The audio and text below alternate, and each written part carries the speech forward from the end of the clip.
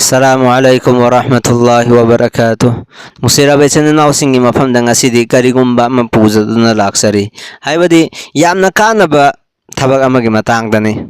Hajik mayamna screen da uri ba sigi matang dani. Aikoi Ramazan gi tha sida aikoi matau karam na Allah na yaba punsi marina do len gani matau karam na aikoi na tawkriba thabak sing ado da hisab tawgani haibna chingba sing ado aikoi khantabam thoi aikoi naina pham thoi. Adoi batara kadi hai riba tha sida Allah ni yaba mawong da ikoi punsi len bangam gani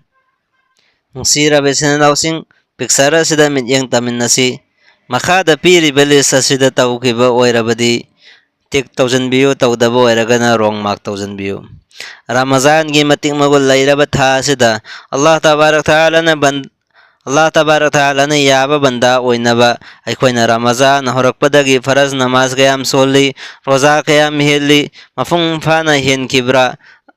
afaba thabak kayam tau ki fattaba thabak na kayam tau ki bahaiba khudimag adugi hisab tawpham thoi adu oirabadi aikoi mafung fana din da chatpangam gani aduna Ramazan khuding aina semjariba lis asigum laba semdokpiyu adu oirabadi amal da improve tawbangam gani khalli yaragadi zero sama su tokthokpiyu chingthokpiyu ahan bada nuksira besna nausing minnasi lis ahan bada semisit sida yaurabani tarik ama dagina Ramazan tha mapum ama gi yaurabani sida tha mapum ama sida ikoina hairiba aina nakallum da piriba serial number tawraga 1 dagina 15 pho pirisi hairi basigi matung in thabak tu taw khibra taw dabra yengo karigamba taw khraga din nongma tarik 1 leire 1 sida nongma tik khosan biro karigamba taw hoda batare adwai batare gadi rong khosan biro asumna dum taw biro ahan badai ni izari basi ngasi seri cha dringai mamangda tahajjud namaz wanki karigamba son khraga na tik khotpiro son draga na rong khotpiro ngasi fajar gi namaz suan ki jamaat ka loinana ngasi fajar namaz matung da sura yasin tilawat tawki mari subada ngasi ai numit chuppa oida bangangba warem ngangba chinthiba khuding maktagi hingki si tawdabo ragana tikhosan biro manga subada ngasi ai johar gi namaz jamaat ka loinana suanki nupi singi waragana jamaat jawdrabasu yare taruk subada ngasi huzur sallallahu alaihi wasallam gi mathakta durut ki khudon chamarak tawzaki natragana mayama matawki boy bataran ti khosan biro sitadum tare subada ngasi aigi angamba mawongda Quran para ama natragana para khara tilawat tawki si tawki boy ti khosan biro nipan subada ai ngasi gi roza hin bataragadi ti khosan biro tarik tui matung in nadum khotpiro roza masing duneba roza numit kunthra ni sit amade haure adu adum mayam nadum yengba matamda gyan tarani mapan subada ai ngasi asar gi namaz jamaat ga loina na sonki solaga na tik ai tara subada ai ngasi gi yamdrabada toba istega farsa marak tawki si khosan biro Ramazan gi thada toba yam tawasi yamna kanai taramathoi subada ai ngasi gi margib namaz jamaat ka loina na sonki solaga na tik khosan biro tarang thoi subada ai ngasi gi isha gi namaz amasung tarawih gi namaz jamaat ka loina na sonki sida solaga na tik khosan biro ai ngasi gi isha gi matungda sura mulk tilawat tawki adu khosan biro sida taraga mari subada aina thabak ama tawo khuding duaga loina na tawki chaba thakpa oirsanu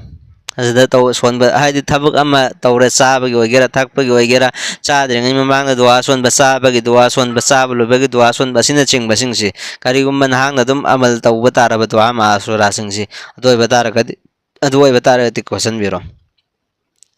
tara manga subada aina tumlamdai matamda ngasi nongmagi aina tawkiba khudingmak hisab tawjai ahena thoi kaya aduga toba tawki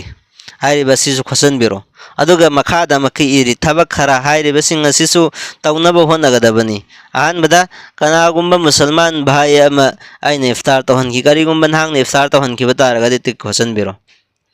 lairaba singda sadaka dawki Ramazan tha mapum amasida nahangna sadaka tawki ba yauraba lairaba singda doraga tik khosan biro tawdragana rong khosan biro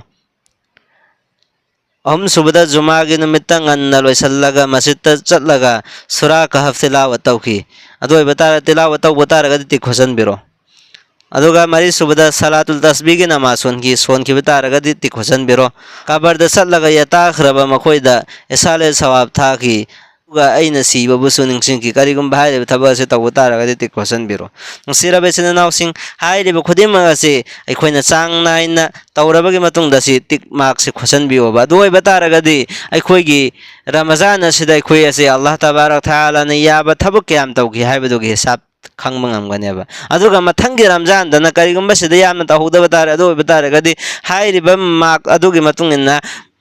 ꯃꯊꯪꯒꯤ ꯔꯃꯖꯥꯟꯗ ꯍꯦꯟꯅ ꯊꯣꯏꯅ ꯇꯧꯕ ꯉꯝꯒꯅꯦꯕ ꯑꯗꯨ ꯅꯁꯥꯅ ꯍꯥꯏꯔꯤꯕꯁꯤꯡ ꯑꯁꯤ mark ꯑꯃꯃꯝ ꯄꯤꯊꯣꯛꯆꯔꯣ ꯍꯥꯏꯔꯤꯕ ꯉꯁꯤꯒꯤ 1 2 3 4 5 6 ꯑꯁꯤꯗ ꯅꯍꯥꯛꯅ ꯃꯥꯔꯛ ꯀꯌꯥ ꯄꯤꯅꯤꯡꯕꯅꯣꯗꯣ ꯄꯤꯔꯣ ꯃꯥꯔꯛꯇꯨꯒꯤ ꯃꯇꯨꯡ ꯏꯟꯅ ꯅꯍꯥꯛꯅ ꯇꯧꯈꯤꯕꯁꯤꯡꯗꯣ ꯃꯥꯔꯛ ꯄꯤꯔꯣ ꯇꯧꯗꯕꯁꯤꯡꯗꯨꯅ ꯃꯥꯔꯛꯇꯣ ꯀꯛꯊꯠꯂꯣ ꯑꯗꯨꯒ